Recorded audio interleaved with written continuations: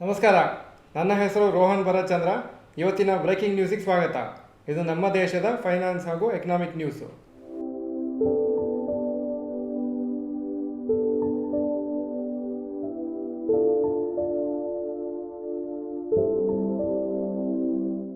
News number 1.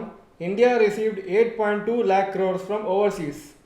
World bank estimate ಪ್ರಕಾರ 51.66 lakh crores foreign ಕಂಟ್ರೀಸಿಂದ low ಹಾಗೂ middle income ನೇಷನ್ಸ್ಗೆ ಬಂದಿತ್ತು 2022 ಅಲ್ಲಿ. ಇದು 5% ಹೈಯರ್ ದೆನ್ ಲಾಸ್ಟ್ ಇಯರ್. ಇದರಲ್ಲಿ India biggest recipient of money from overseas. ಅಂದರೆ ಸುಮಾರು ಇಂಡಿಯನ್ಸು ಔಟ್ಸೈಡ್ ಇಂಡಿಯಾ NRIs ಆಗಿರ್ತಾರಲ್ವ, ಅವರು ವಾಪಸ್ಸು ಅವರ ರಿಲೇಟಿವ್ಸು, ಫ್ರೆಂಡ್ಸಿಗೆ ಹಾಗೂ ಫ್ಯಾಮ್ಲಿಗೆ ದುಡ್ಡು ಕಳಿಸ್ಕೊಡ್ತಾರೆ. ಸೊ ಆವಾಗ ಏನಾಯಿತು, ಅದಕ್ಕೆ ರೆಮಿಟೆನ್ಸಸ್ ಅಂತ ಕರೀತಾರೆ. ಹಾಗೂ ನಮ್ಮ ಇಂಡಿಯಾಕ್ಕೆ Qatar, Saudi Arabia, Australia, US ಈ ಎಲ್ಲ ದೇಶದಿಂದ ಹಾಗೂ ಇನ್ನೂ ಎಷ್ಟೋ ಬೇರೆ ದೇಶದಿಂದ ಓವರ್ಸೀಸ್ ಮನಿ ಬಂದಿದೆ. ಅಪ್ರಾಕ್ಸಿಮೇಟ್ ಆಗಿ 1.8 crore ಇಂಡಿಯನ್ಸು ಔಟ್ಸೈಡ್ ಇಂಡಿಯಾ ಇದ್ದಾರೆ. ಇಂಡಿಯಾಕ್ಕೆ maximum number of citizens outside its country ಇದೆ. ಯಾಕಂದರೆ ಬೇರೆ ಯಾವ ದೇಶದಲ್ಲೂ ಅವರ ಸಿಟಿಸನ್ಸ್ ಅಷ್ಟು ಜನ ಔಟ್ಸೈಡ್ ಅವ್ರ ದೇಶ ಇಲ್ಲ. 2022 ಅಲ್ಲಿ ಇಂಡಿಯಾಕ್ಕೆ 8.2 lakh crores ರೆಮಿಟೆನ್ಸಸ್ ಬಂದಿತ್ತು ಅಬ್ರಾಡಿಂದ. ಇದು 12% higher than last year. News number 2. Indian high network individuals high investment in gold. ಒಂದು ರಿಪೋರ್ಟ್ ಪ್ರಕಾರ 6% of investable wealth Indian high network individuals ಗೋಲ್ಡಲ್ಲೇ ಇನ್ವೆಸ್ಟ್ ಆಗಿತ್ತು 2022 ಅಲ್ಲಿ. ಇಂಡಿಯಾ ಹಾಗೂ ಚೈನಾ ಸೆಕೆಂಡ್ ಪೊಸಿಷನಲ್ಲಿದೆ. 6% of the total assets gold invest ಆಗಿದೆ. Austria number 1 ಪೊಸಿಷನಲ್ಲಿದೆ. 8% allocation ಆಗಿದೆ ಅವರ ಹೈ ನೆಟ್ವರ್ಕ್ ಇಂಡಿವಿಜುವಲ್ಸ್ ಗೋಲ್ಡಿಗೆ ಹಾಕಲಿಕ್ಕೆ. ಹಾಗೂ ಆವರೇಜ್ ವೆಲ್ತ್ ಅಲೋಕೇಶನ್ ಗೋಲ್ಡಲ್ಲಿ ಗ್ಲೋಬಲಿ ನೋಡಿದರೆ ಬರೀ 3%, ಹಾಗೂ ಏಷ್ಯಾ ಪೆಸಿಫಿಕ್ ರೀಜನ್ ಅಂದರೆ ನಮ್ಮ ರೀಜನಲ್ಲಿ ನೋಡಿದರೆ 4% approximately. One of the main reasons ಯಾಕೆ ಲಾಸ್ಟ್ ಇಯರು ಗೋಲ್ಡಿಗೆ ಜಾಸ್ತಿ ಅಲೋಕೇಶನ್ ಕೊಟ್ಟಿದ್ದಾರೆ ಅಂದರೆ, ಗೋಲ್ಡು ಲಾಸ್ಟ್ 2 yearsಯಿಂದ ಚೆನ್ನಾಗಿ ಮಾಡಿದೆ. ಸೊ ಅದರಿಂದ ಎಲ್ಲರಿಗೂ ಅಟ್ರಾಕ್ಷನ್ ಆಗಿ ಅಲ್ಲಿ ಜಾಸ್ತಿ ಇನ್ವೆಸ್ಟ್ಮೆಂಟ್ ಆಗಿದೆ. ಲಾಸ್ಟ್ 5 yearsಲ್ಲಿ 69% ರಿಟರ್ನ್ಸ್ ಗೋಲ್ಡ್ ಕೊಟ್ಟಿದೆ. News number 3. Banks gross NPA fell to 4.5% from 6.5%.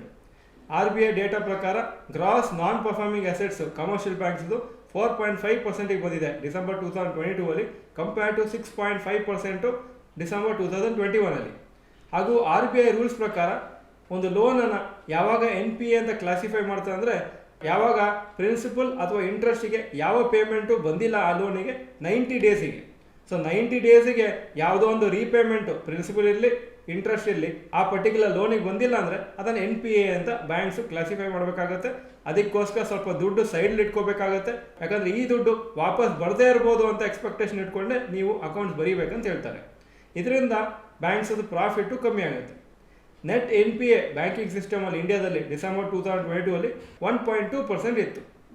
Gross NPA commercial ಬ್ಯಾಂಕ್ಸ್ದು 19.7% ಕಮ್ಮಿ ಆಗಿದೆ ಟು 6.1 lakh crores ಡಿಸೆಂಬರ್ 2022 ಅಲ್ಲಿ. ಅದರ ಮುಂಚೆ 7.5 lakh crores ಇತ್ತು.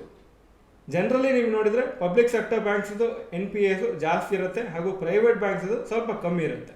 News number 4. Rapid news.